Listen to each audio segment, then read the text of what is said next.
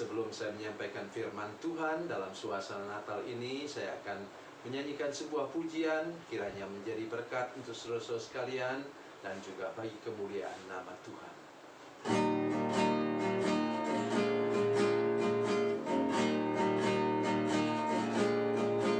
Di sawah dan di ladang ku bekerja,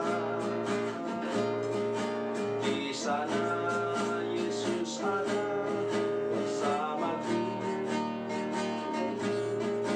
Di rumah dan di pondok ladangku berada, di sana Yesus ada besertaku.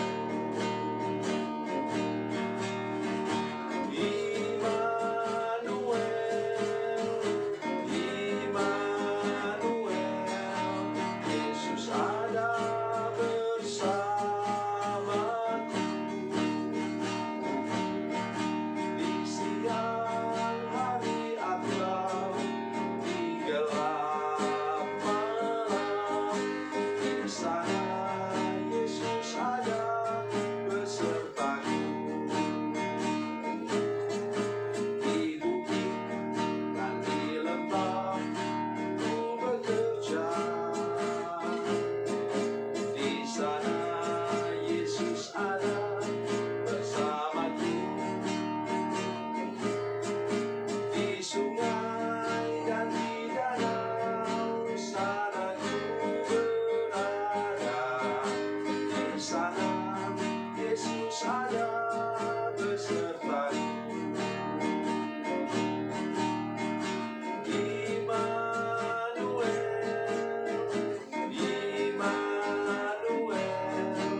Yesus ada bersamaku. Di siang hari atau di gelap malam, di sana Yesus ada besertaku.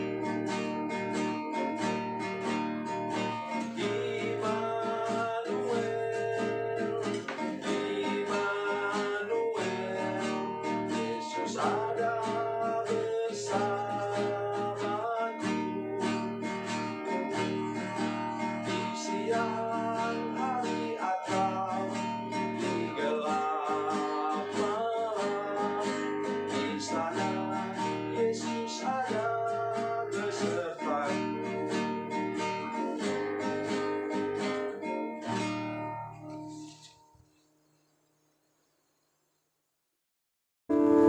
Salam saudara pemirsa, sampai berjumpa kembali dengan kami dalam program Berita Pengharapan. Hari ini saya ingin menolong kita semua para pemirsa sekalian yang menyaksikan program ini untuk menyadari benar bahwa kita sendirilah yang harus bekerja sama dengan Tuhan untuk mengikis habis semua karat dosa, semua sifat-sifat buruk dalam hidup kita. Sebelum lebih jauh mendengarkan firman Tuhan, mari kita berdoa. Bapa, dalam nama Yesus, terima kasih untuk firman Tuhan hari ini yang akan kami dengarkan bersama-sama.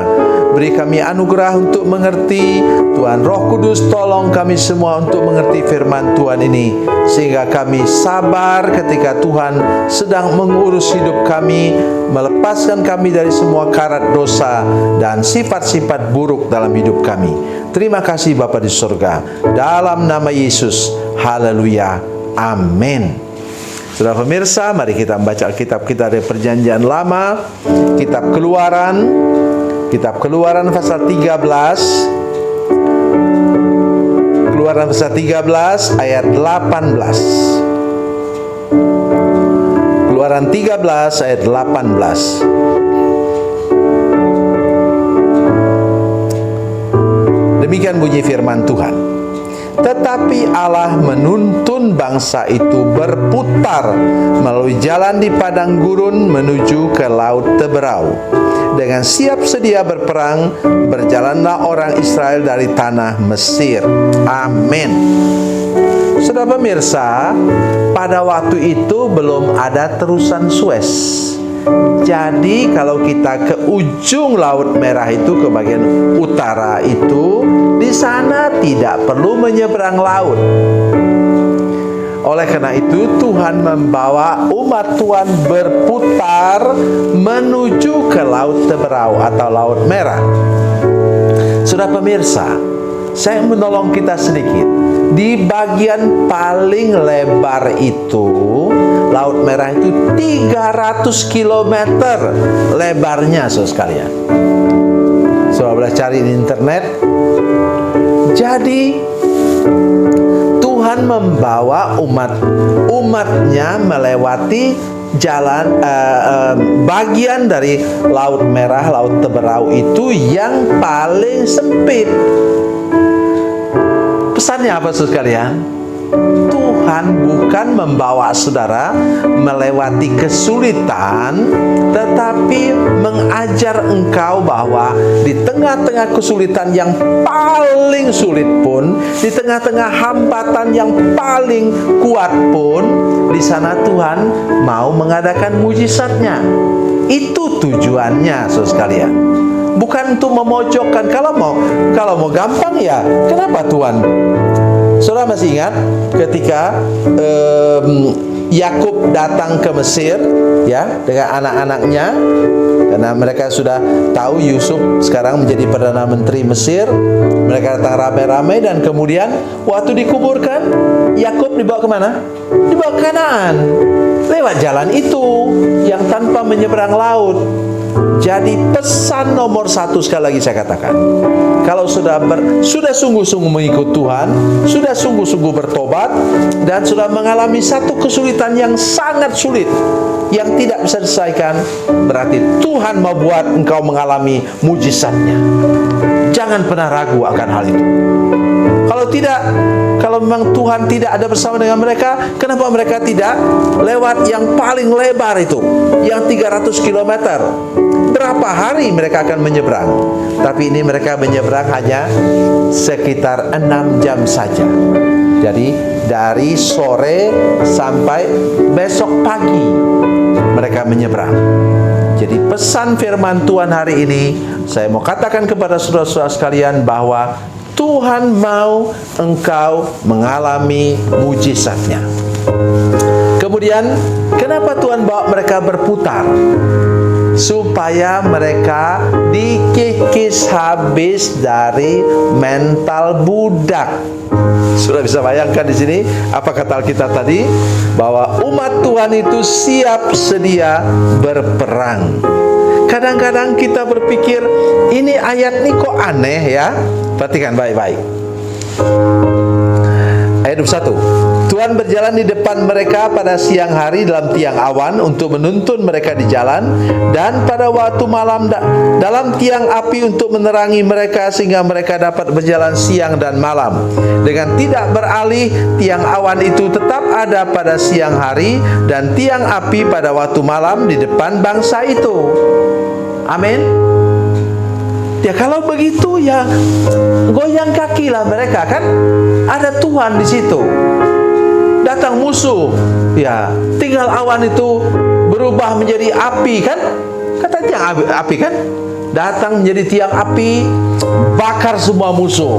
Oh tidak, saudara sekalian, tolong pemirsa, bila engkau sudah menjadi orang percaya, Tuhan tidak membuat engkau menjadi anak manja. Ya, Tuhan mau supaya engkau berusaha dan berjuang sendiri. Contohnya apa? Pasal 17, kalau sudah mau baca. Pasal 17 menunjukkan kepada kita semua itu Keluaran pasal 17. Di sana umat Tuhan diserang oleh orang Amalek. Kemudian apa? Musa bilang, Yosua, siapkan orang-orang terpilih berperang melawan orang Amalek. Itu yang saya katakan tadi. Kan aneh bin ajaib toh. Ada Tuhan yang bisa jadi tiang api. Kalau begitu, tiang api itu membakar semua orang Amalek. Ndaklah saudara-saudara sekalian. Bila demikian terjadi, umat Tuhan tidak pernah dilatih dan nanti tidak siap untuk apa? Memasuki tanah Kanaan. Itu sebabnya Tuhan buat mereka terlatih. Ya, Tuhan melatih tanganku untuk berperang, kata sebuah nyanyian. Jadi itu yang sangat menyenangkan hati saya. Ya, jadi kalau sudah berhadapan atau saya berhadapan dengan masalah, mari kita tahu bahwa Tuhan sedang melatih otot-otot rohani kita supaya menjadi kuat dan sehat dan sungguh-sungguh mampu mengatasi segala masalah. Dan ujung jalan nanti sebentar sudah akan menjadi orang yang apa?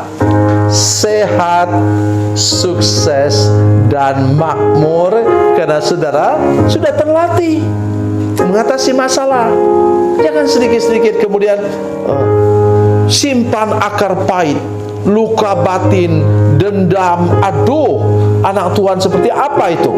Lepaskan semua saudara sekalian, sehingga kemudian engkau terlatih untuk melawan segala macam serangan kuasa kegelapan. Firman Tuhan dalam 1 Petrus pasal 5, sudah ingat itu ayat firman Tuhan, 1 Petrus 5 ayat 9 katakan, bagaimana cara kita melawan itu singa yang mengaum-ngaum? Tuhan tidak katakan, aku akan menurunkan api dari langit untuk membakar singa itu. Ndaklah.